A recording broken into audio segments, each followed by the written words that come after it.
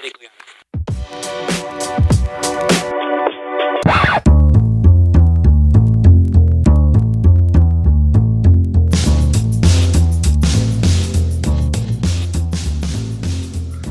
Hello and welcome to another episode of Impressions of America. I'm Simon, and with me as always is Toby. Hi Toby. Hi Simon. Today we are joined all the way from America by Matt Christman, who is probably best known from Chapo Trap House, a political podcast which is both hilarious and informative. So Toby and I are grateful that he's slumming it in our show today. Matt, thank you so much for joining us. Thank you guys for having me. In this episode, we are going to look at the radical left militant organization, the Weather Underground. The group, who also went by the name the Weathermen, were formed in the late 60s on the campus of the University of Michigan as part of Students for a Democratic Society, otherwise known as the SDS. The SDS were prevalent in protesting against civil rights violations and fighting for greater social equality, as well as protesting the Vietnam War. The Weather Underground would go on to be labelled a domestic terrorist group by the FBI after a string of bombings against government buildings and banks, and it was because of these extremist acts that they broke away from the SDS. The Weather Underground fought vehemently against black oppression in the United States and the US's presence in Vietnam, with the group often committing their own acts of domestic terror directly in response to actions carried out by the US government in Asia. The group were also known for Days of Rage, where they led direct action demonstration and acts of violence in Chicago against the police in 1969. As the 1970s went on and the war in Vietnam eventually ended, the group faded from public attention and eventually disbanded. We're going to start the show with some old news clips and interviews, which were brilliantly put together for the Oscar-nominated 2002 documentary by Sam Green and Bill Siegel titled The Weather Underground. 232 GIs killed and 900 wounded makes one of the heaviest weeks of the Vietnam War. And it is not a week. It is just over 2 days, the past 2 days, two of the worst we have known in Vietnam. Hello. I'm going to read a declaration of a state of war. This is the first communication from the Weatherman Underground. Kids know the lines are drawn. Revolution is touching all of our lives. Within the next 14 days, we will attack a symbol or institution of American injustice.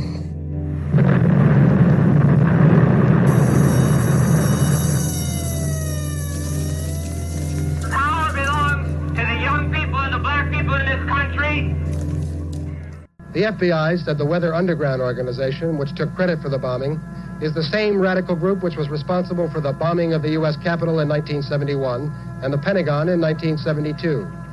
But federal officials don't really know much about the group, which is believed to have between 20 and 30 members. There's no way to be committed to nonviolence in the middle of the most violent society that history's ever created. I'm not committed to nonviolence in any way.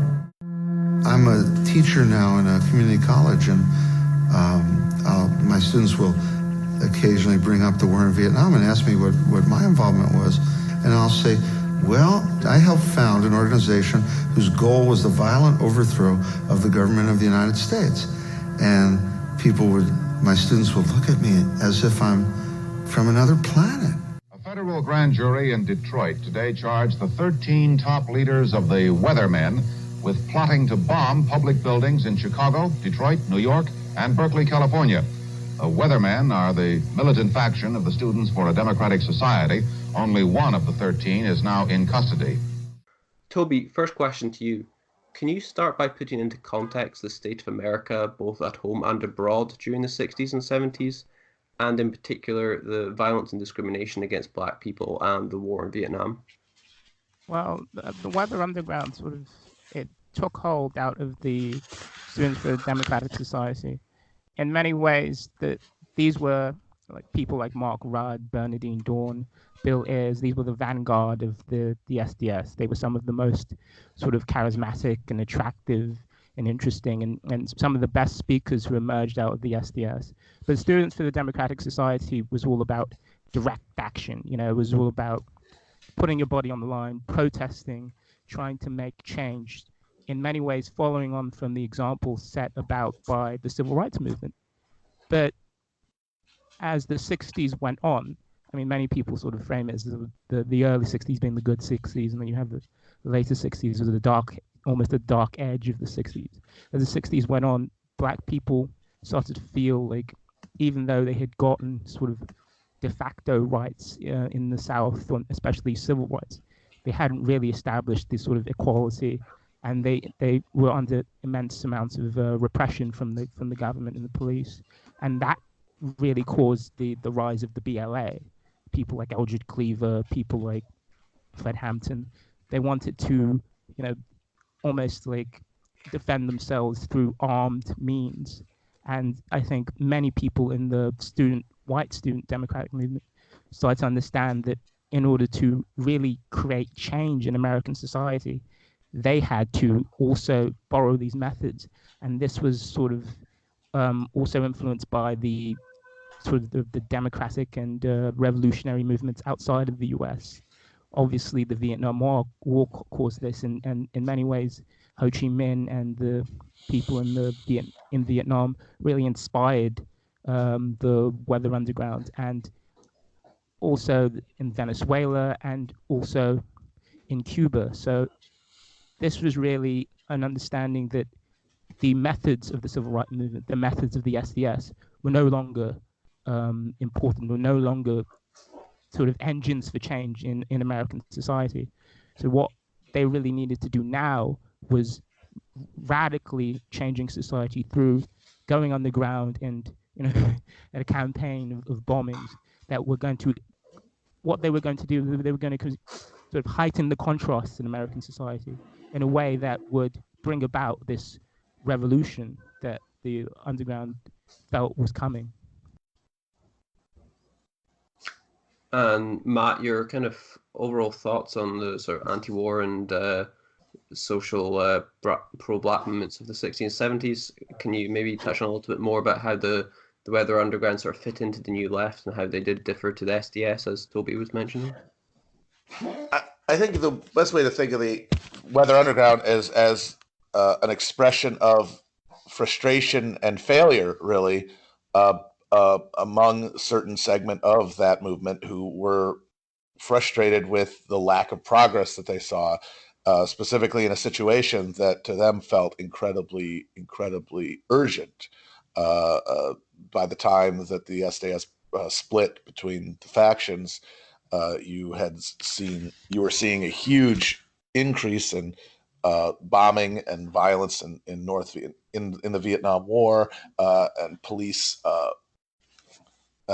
domestically a huge crackdown on black militants and activists, and so that sense of momentum that might have been present in these movements a few years earlier was curdling into a deep sense of frustration with the lack of progress with traditional protest. And so some of the people, specifically the people who ended up forming the Weather Underground, decided that there needed to be a more aggressive attempt to challenge empire and white supremacy, and that mobilization of violence was necessary. In fact, it was the assassination of Fred Hampton that led the Weather Underground to officially declare, to issue a official declaration of war against the United States government. The idea being that if those were the rules that the state was going to play in preventing change, then they were going to have to be met with a similar force. Yeah, absolutely. It certainly seems that, as you say, they were taking on this ideology of if that's how you're going to conduct business, then I guess that's the way we have to play the game as well. You just touched on there with regards to white supremacy. Obviously, that's a very prominent aspect of America right now with regards to whether or not that's either coming back or has fully come back within certain parts of American society. Can you maybe just touch on a little bit as to its prevalence back then and the Ku Klux Klan, for instance?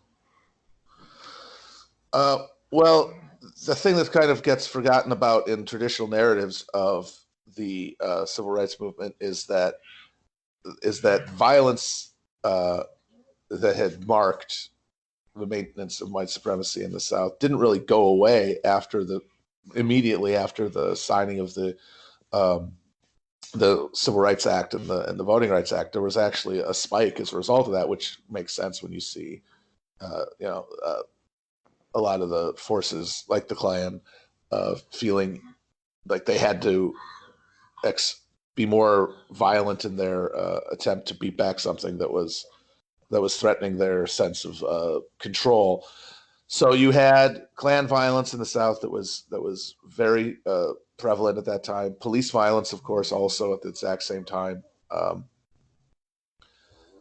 And then in the northern cities, you had the assassination of Martin Luther King, which led to a massive wave of riots, which sort of were presaged by a number of riots in urban areas, starting with Watts in 1960. The one at Harlem in I think 1962, Watts in 64, then Newark in 67, and Detroit, and then finally this massive wave of urban riots in response to the King assassination, which were met with incredible levels of violence from police authorities and from military.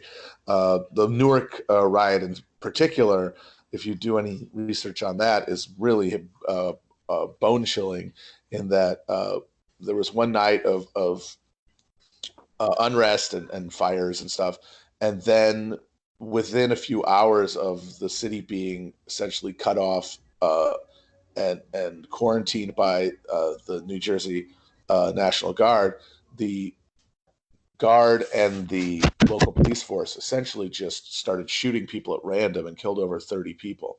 So the context, of you saw formal change in terms of statutory redress to segregation, but it was unleashing not only a lot of frustration in deprived Black communities in the North, but also a very, very violent response from both white supremacist forces, both within the government and without it. With regards to the Weather Underground, then, how would you say is there an easy way to describe their evolution then from the SDS, and whether or not their ideology changed and became more violent as external factors happened with regards to assassinations, or as the war went on, and then internal factors such as members going underground? Did we see that evolution for the group? Well, I mean, the thing about SDS is that by the late 60s, it was racked with contradiction because it was factional. There were a number of different currents within it, organized around different ideological notions. I think a lot of the SDS people kind of saw themselves as Maoists, basically, in contrast to more establishment, quote unquote, I guess you say, people within SDS who still wanted to maintain pressure through traditional protest means and through politics. And that was the real basis of the conflict. Was one of there was an ideological, like I said, there were ideological factions, but what the question of tactics is what led to the real conflict, because the different ideologies sort of suggested different tactical movements, and eventually the SDS split was motivated largely by a desire on the part of some people who ended up forming the Weather Underground to change tactics, basically. They looked at, the thing is that they were looking at how empire was being resisted in the rest of the world, from Vietnam to Cuba, South America, Africa, and they were seeing it through these peasant struggles, this insurgent guerrilla movements, and they essentially said, well, if that's what they're doing and it's more effective than what we're doing, so why don't we follow that model? And that ended up being the main reason that the split became permanent. Yeah, so you have this almost like, you have the factions and you have the tactics, and then on a level you have a sort of small cadre of people who go underground, like people who are sort of weeded out depending on their ability to cope with, taking orders or being hazed, or their ability to whether they wanted to maintain sort of sexual relationships with the people they had established relationships with. They had things like smash monogamy, this whole almost this whole like orgy of collective sexual appetites, which were supposed to remove any types of individual attachments that you had. So this was quite a difficult and an almost sort of cultish and programmatic process that they went through to weed out people. So you had people above ground who had the same ideology and even possessed some of the same tactical instincts, but were not qualified to be, underground as part of the Weather Underground. That is interesting that they kind of split there. Yeah, absolutely. And it's notable that this was not just an American process, that the same heightening of violence by a small cadre of activists happened throughout most of the Western world. Red Brigades in Germany, the Red Army faction, a Red Army faction in Germany, Red Brigades in Italy, Japanese Red Army. It was a similar process of one group of sort of ultras responding to what they saw as a worldwide upswing in militancy and revolutionary energy in other countries, not being matched by change and progress in their own countries, and deciding that that violence was going to be the catalyst for bringing, as they said, the war home, bringing that revolutionary energy to these core imperial countries. So is it fair to say then that you can't really understand the motivations and the particular actions of the Weather Underground without looking at the wider groups throughout the world and the wider actions going on across the countries? I think that's true. I think Bernardine Dawn says, revolution is gripping all of our lives. There's a feeling that is almost millenarian change is afoot. That it's on the it's on the corner, and everyone's being swept in it. Just moving on from that then, with regards to the Weather Underground themselves, what was the makeup of that group? Did they compose of more sort of middle class white kids? Was that makeup any different from the kind of other aspects of the SDS? And did the makeup of the group affect how they were viewed by people from other leftist groups, whether it be more pro-black groups or whether it be other social activist groups? I think you have to start with the idea that towards the end of the 60s, that the civil rights movement had been, in many ways, a joint movement between sort of black activists and white activists who, put their bodies on the line. But towards the end of the 60s, there was this sort of, balkanization almost. The black activists felt that white activists should organize in their own, cliques, and this was the way to go about it. So the Weather Underground sort of learnt from that, and the Weather Underground were, the preem of the SDS. So many of them were graduate students. Many of them, went to Brandeis and Columbia, all these sort of Ivy League colleges. They were, effete middle-class people who were sort of living these lives in order to, be part of the revolution. And certainly it did.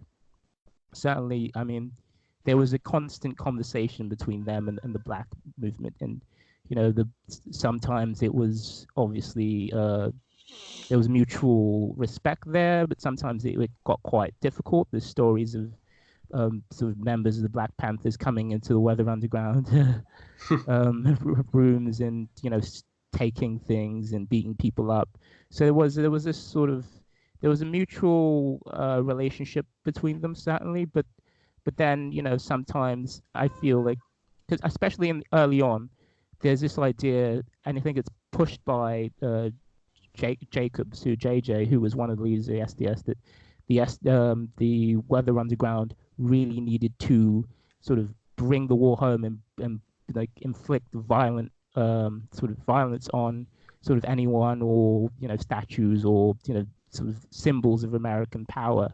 And I think that the Black Panthers were always, throughout sort of their arc, were always in the face of, the police, and always engaged in quite almost explosive engagements with the police. But the Weather Underground sort of moved in and out of that. So early on, you have the townhouse bombing, and the townhouse bombing in Greenwich was an attempt to, bomb a symbol of sort of American life, and it was done quite indiscriminately. But that kind of action later on became less and less acceptable. But so the Weather Underground's engagement with violence, as opposed to the BLA's engagement with violence, was very much different. And I think the Weather Underground knew that and felt that, and in many ways it inspired their dedication and in many ways their, what shall I say, admiration of the Black movement constantly. Do you think that the bombings and acts of violence by the Weather Underground were legitimate attempts to stop an unjust and horrific war? Do you think they thought it would actually stop the war, or do you think they were simply kind of reacting out of frustration and impulse without maybe a cohesive plan?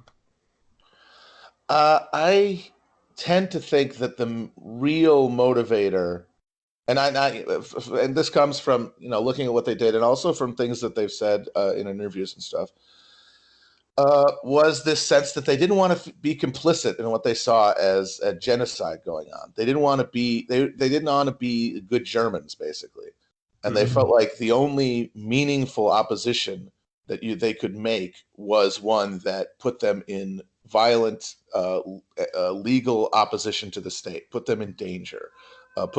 Made them outlaws.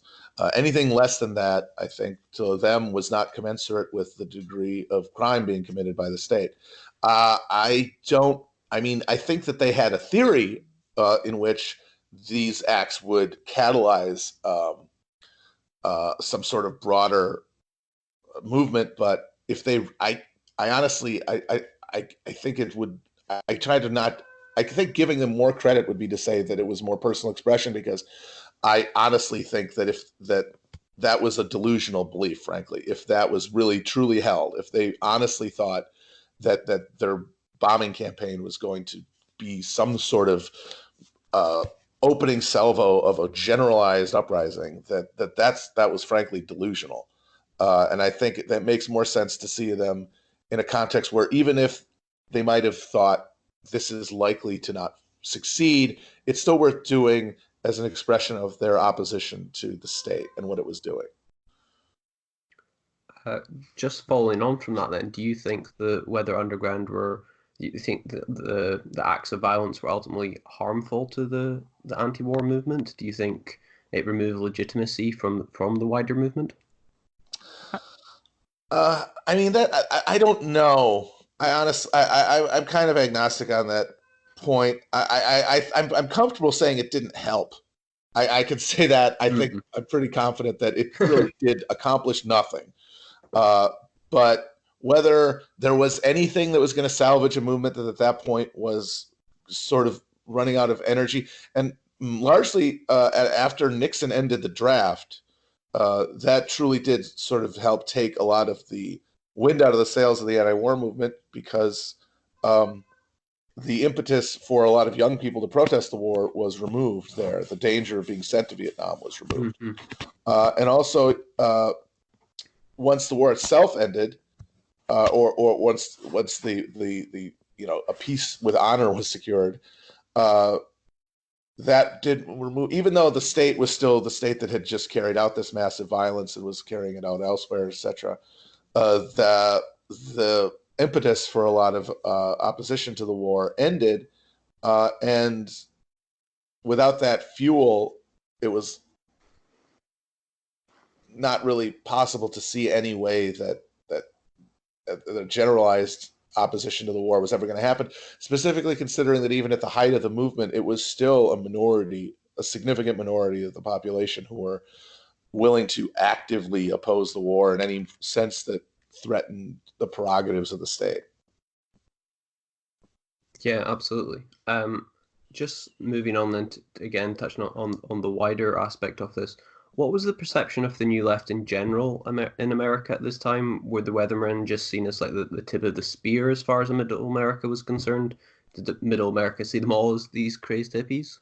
I think you have to start with Middle America's perception of the counterculture, which, because in many ways, within the 60s or in the middle of the 60s, there was a reaction to countercultural artifacts. The Weather Underground's name comes from a Bob Dylan song that was quite, pragmatically conservative. But if you go to the after Vietnam and towards the 70s, there's a sense in which much of the countercultural elements are being absorbed by the wider culture. So while in the 60s the new left, and it was in the sense in which it was attached to the counterculture, was very much opposed for its political beliefs, I think parts of the counterculture were absorbed by the wider culture. And I think you could see that in the 70s when the Weather Underground is trying to appeal to the countercultural elements. So they're breaking out people like Timothy Leary from prison, the LSD guru. And there's a sense in which, this is the dynamite and dope. This, and in a sort of police narrative, Hoover is obviously not very enthused, but there's a sense in which the Weather Underground were desperate to attach themselves to sort of new left archetypes and especially the counterculture that was being absorbed. But I don't feel like the politics of the new left was ever absorbed, even though the counterculture was absorbed. Any thoughts yourself, Matt, or again, shall I move on to the next question? I've just in terms I guess I just want to highlight the degree to which the Weather Underground specifically, even more so than the larger anti-war movement and even the more militant edges of it, was disconnected from any sort of social base. They were mostly middle-class college kids, so they didn't really have any connection to the working class as such. And their attempts to build any kind of organic connection were kind of funny, honestly. The Days of Rage were really their attempt to take the street demonstrations that had marked most anti-war activism to a higher level of confrontation, but they were less than they had hoped they would be. They didn't spark the ratcheting up that they had hoped. And then the other thing they did, which I kind of think is adorable in a way, was one of their recruitment strategies was these breakouts that they would do, where they would go to high schools and essentially try to break the students out of the conformity factories that they were within. And none of those were very successful. And it seemed like they were aware of the degree they were isolated, but were completely incapable of bridging the gap.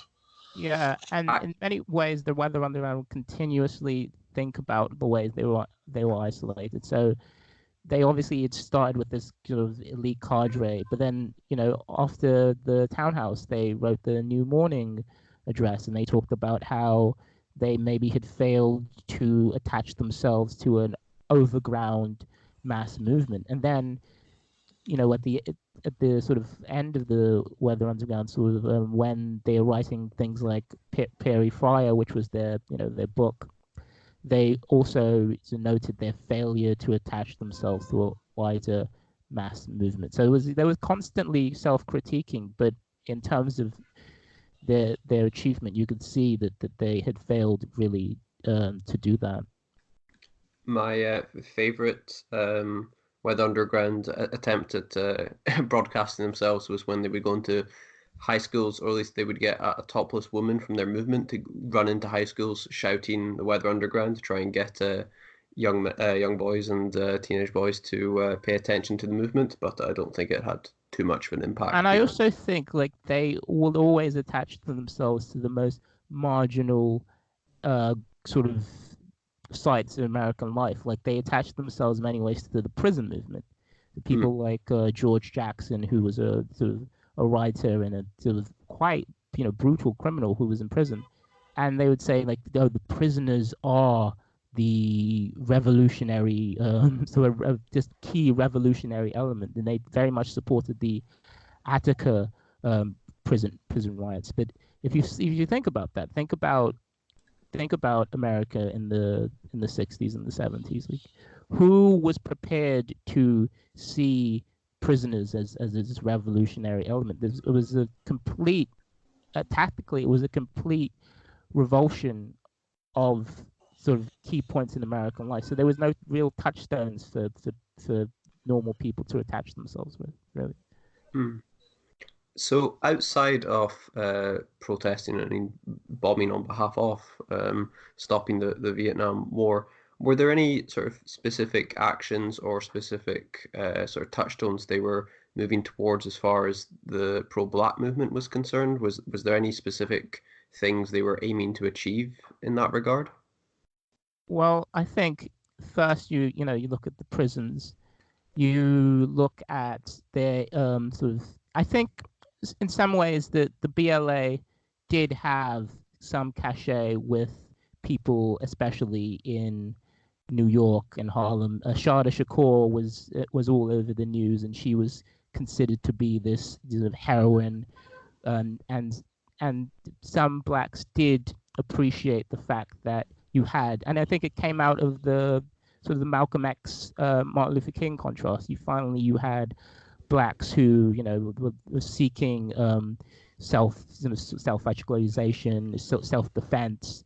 These things were attractive to some blacks. This is why the Martin Luther King, the Malcolm X movement had so much popularity, especially in some parts of the east of America.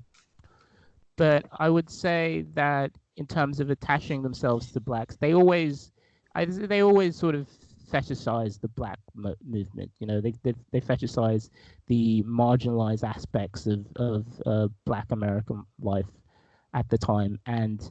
But I don't know if you could say that they were well known or well appreciated by African Americans. I don't seem to see any indication that was the case.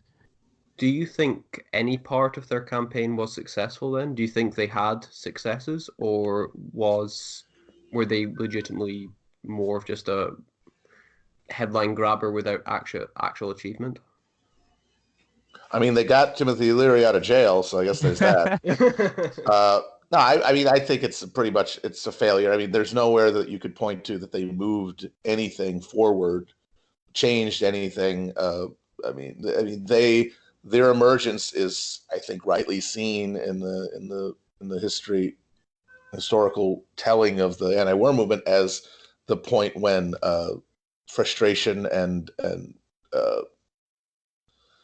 infighting started to break it down, and the expressions of violence are basic, just almost, if you wanted to be uncharitable, just sort of the tantrums of kids who weren't getting what they wanted by that point, and their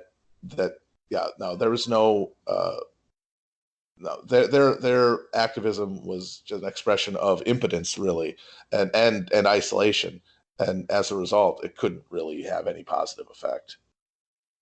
Yeah, and I think that especially early on, and into the bombing of the townhouse, there was a sense in which that the violence was gratuitous as well. They killed members of their own Weather Underground cadres, Gold, Robbins, people like that who just died for nothing.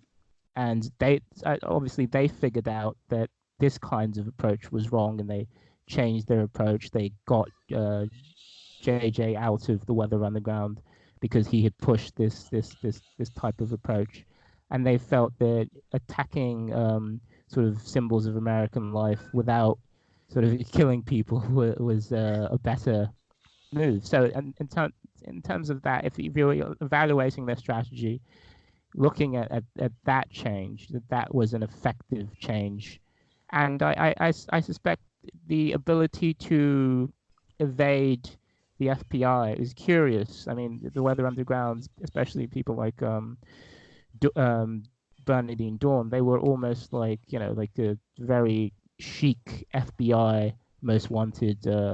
It's in many ways, the Weather Underground is opposed to being a political story or sort of a politically successful sort of clique. They're much more, I think, an FBI chase story. There's various stories of Weather Underground people, walking into stores and seeing sort of cars move and being quick on the turn to hop out of there. It's more of a FBI most wanted story, and the story about people being quite narcissistic about their expressions of political protest, than a real sort of tactical approach for the left to take in the late 60s and the early 70s. Great. I was gonna move on because we're getting a little bit still got a little bit of time, but obviously we're getting nearer the end now. Before we kind of move back and start looking at the sort of legacy and how Weather Underground are viewed today, Toby, do you have any other specific questions about the group? No, I don't think I have other questions. Okay. When American society kind of looks back on Weather Underground, then how do you think they're seen now? And do you think the Weather Underground have any kind of legitimate legacy that they've left, or are they just some sort of crumbling heap of extremist rabble that didn't really achieve anything, and maybe their tactics, if nothing else, have been discarded by groups that have come later? I think for many people, the Weather Underground are quite an interesting story about the FBI aspects. They're an interesting story for Republicans. I think Nixon and Reagan sort of used them and thought about them, and they're an interesting story about the dark edge of sort of anti-fascist and anti-imperialist left politics in America. But they like members like Bill Ayers and Bernadine Dawn, it's really curious that they managed to evade the FBI for so long. But I feel like they're seen as much more sort of quirky and interesting characters because of evading the FBI, and they're not really seen as ideologically important figures. I mean, they wrote the Prairie Fire book, and in really a last-ditch attempt to come back, overground, because they saw, in the mid-70s that none of their actions were, paying dividends. And their book was, a Marxist take. They went back, they sort of switched the angles away from imperialism to sort of a more Marxist class-based analysis of society. And it was appreciated by, it was appreciated by the left-wing coffee shops that it was sent to, but it was always a narrow, in many ways, a narrow hobby for some people, a flirtation with the underground. They had various lawyers who would help them, and those people felt quite almost a libidinal feeling of being, excited by the aspects of this, revolutionary group. So it was in many ways it's an exciting and sexy story for many people, but it was never a real, sort of strategy for any viable political movement in American life. Do you think in a way then they have instead possibly tainted the left to some degree, at least given the right and those in the establishment, a stick to beat the left with regards to turning to violence or being anti-American or whatever that may be? I mean, they'll do what they're going to do, I mean? And honestly, one of the things that prevents that from happening is just America's general historical amnesia. I mean, I don't think if you brought up the Weather Underground, much people would care. And of course, the evidence for that is the fact that the Republicans tried to make a big deal of the fact that Barack Obama was a neighbor of Bernadine Dorn and Bill Ayers in Hyde Park, famously Sarah Palin saying he palled around with terrorists, and nobody gave a shit because they were like, "Who the hell is that guy? He looks like a high school guidance counselor." Yeah, so I don't think that there's really any millstone there. I think it's just they just sort of stand as evidence of the general failure of the left to this day to activate a meaningful base beyond intellectually radicalized college students. So, with regards then to the pro-left, that's the movements that have come after the 60s and 70s, how do you think that compares to today and to those 60s and 70s groups? Have we seen a change in philosophy? Have we seen a change in the makeup of the group? I imagine it's expanded, if there is any, from a more white middle class group to potentially taking on people of other backgrounds and origins. Do we see a sea change with regards to something like Black Lives Matter, etc., that are different to the 60s and 70s, or are there similarities and parallels there? Well, I would say that in many ways the SDS itself was an expression of it was led mostly by they saw the SDS as coming in at the tail end of one generation and then coming into the boomer generation. It was led mostly by sort of very well-educated white middle class kids, and especially people on the Berkeley campus, which turned into almost like a fief for revolutionary oratory and sort of like crazy left-wing people. But I feel that today, I don't know if I'm qualified to say, because I see the DSA and the Versoloft people, and I know that Chapo is around that, so I don't know if I'm qualified to. I think there's the largely same dynamic is still in existence. I do think that there is a chance, there is an opportunity for things to change. I think there are formations that have arisen around things like Black Lives Matter, the Fight for 15, and more importantly than any of that, a spike in labor militancy. I think that's really where the hope comes from. Is not necessarily the activist groups, which I think are necessary and are doing good, but I think are sort of held captive to that same dynamic that persisted in the 60s. But what we're seeing is parallel to that, an actual spike in labor militancy, which did not happen in the 60s, and which hopefully will at some point, more connective tissues will form between those forces and the activists. I see that it's starting to happen on the ground. So I think there is a chance for the movement to broaden. The question of whether it will, I think, is up in the air. But I mean, we've seen in the last 2 years in this country, the United States, strike activity that has not been seen literally in 30 years. So I think that is really where the energy is, and that's where the hope is. Yeah, if you look at the 60s, really, it was the go-go 60s. You still had high economic growth under JFK and Lyndon Johnson. So you didn't have this feeling of economic anxiety among working class people. The SDS was in many ways a sort of creature of quite, I think, imperialist-centered politics. They were people who were looking outside the United States and seeing the effect of American power and this idea of American exceptionalism and how it was oppressing other people. But I think within the country, average people were quite well off.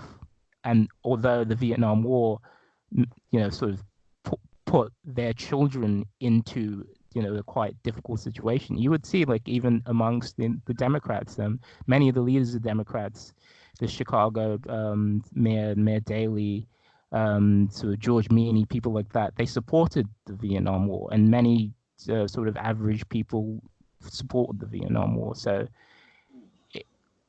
until it started to get more difficult, but after the Vietnam War, there was no real cachet in sort of wider left politics in the broader population. Okay, well, all this talk of revolution takes us nicely onto Chapo Trap House. I've recently finished the Chapo Guide to Revolution, available in either book or audiobook form. I listened to the audiobook, and very good it was. Very enjoyable. I'd like to start by asking, which of the Chapo team do you think is most likely to splinter from the Chapo SDS and form their own 21st century Weather Underground? We're all way too lazy for that. That would not happen.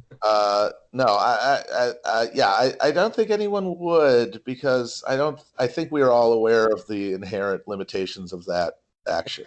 Honestly, I hope we are anyway. Okay, so it's just gonna be Toby by himself then. Fair enough. In the book and on the show, you're very critical of the right for very obvious reasons. But I'd like to touch briefly on your disdain for the Democratic Party, and in particular its fear to embrace left-wing policy and its history of propping up the centre-right. Can you just go into a little bit more detail on that? Well, it's the Democratic Party is, as has been said, by Kevin Phillips, the world's second most enthusiastic capitalist party, and that has been that's been the structural impediment to leftist movements in this country. One of the most powerful ones in its history, really. The lack of a real responsive labor party, this sort of center-left coalition party that uses to varying degrees at different times alliance with labor, but is dominated by capitalist interest, has been a huge impediment to any kind of change in this country. The only way forward, absent the sort of militant violence that the Weather Underground, I think, showed has a very limited utility. Any kind of mass political pressure system of reform, of change, it's going to necessitate the destruction of the Democratic Party as it currently exists. And I think that needs to be at the forefront of any tactical understanding or strategic understanding of what needs to be done in the electoral arena, basically. Like the efforts need to be pushed. The electoral efforts, to the degree that people find them to be necessary, need to be in a context of dismantling the Democratic Party as it currently exists. How would you think that would take place? You think that the interest groups that today dominate the Democratic Party, but different issue groups and things like that, do you think that they would need to come together under a different coalition led by the Labor? Or? Well, it could happen one of two ways, broadly.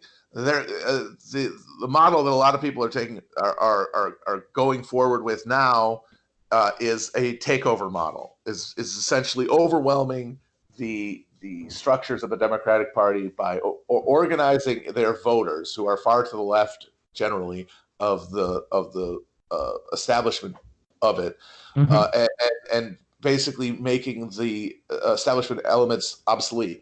Changing, one of the big things about that would be changing the fundraising mechanism, like replacing donations from corporate interests with small donations from actual voters. And a lot of people say that is sort of doomed due to the structural forces, the advantages at the structural level that the establishment has, and it very well might be the case. I'm agnostic on it, but I think that if the takeover model fails, then that would lead to the other, inevitably, I think, hopefully, would lead to the other strategy for dismantling the current Democratic Party, the collapse of it and the replacement of it with an actual Labor Party. And I see both of those, either one is successful or ideally the failure of the first would lead to the second. And whether or not that is going to happen, I don't know. But from my perspective, it is the most effective strategy that exists in the electoral realm right now, simply due to the relative weakness and lack of organization of the left, organizing through electoral politics to create a actual network of politicized voters, as opposed to voters who see voting as sort of a consumer choice, is the necessary precondition for altering the electoral framework. Do you think that if there was a sort of push towards a Labour Party in America, so that this would be some sort of splinter movement from the Democratic Party, do you think that there would need to be more of an emphasis? Because you look at the Weather Underground, they put emphasis on imperialism and race. Do you think there would need to be more of an emphasis on class in this movement? Oh, absolutely. I mean, that's the thing, is that America is notably class unconscious, and that has been a hindrance of the left throughout its history, and it certainly was in the 60s. And that is middle-class country, as people say. Right. I mean, and then the thing is that was always sort of illusory and obscured relationships to capitalism and the means of production. But it's an ideology that's very persistent. And it's being frayed right now just because of the degree of precarity and the clear downward trajectory of living standards and the failure of that, the collapse of that sort of détente between labor and capital that persisted in the 20th century. That's the model that I think a lot of people in the political authority are still subconsciously operating under, even while its material reality is completely crumbling. And that is the sort of alienating factor that hopefully will give rise to a greater understanding and awareness of class among people. And that is where the electoral element comes in. That's where campaigns that focus on class, that emphasize class, that organize people as voters around class interest, that's where that comes in. One thing that was kind of noticeable with the GOP on the right, especially with Trump, is that they seem very willing to kind of give up any ideology or any good faith they may have in society in order to win an election. Do you think, similarly on the left, do you think there's an appetite to move further left, but they for whatever reason, stupid or not, don't think they can win an election that way? Or do you think it's kind of a hard-coded ideological thing where they simply don't want to move that far left? Oh no, they don't want to win. I'm sorry, they don't want to move. They want to win, but winning is secondary. John Schwartz has a concept called the iron law of institutions, which says that within an institutional framework, if you're at the top of the hierarchy of an institution like the Democratic Party, it is more important to you to maintain your position within it than to see it succeed in its endeavors. So a Democratic Party that is in the minority but that is still controlled by the people in charge of it now is vastly preferable to a Democratic Party that is winning elections with and empowering people who they are not, who have not been suborned to them.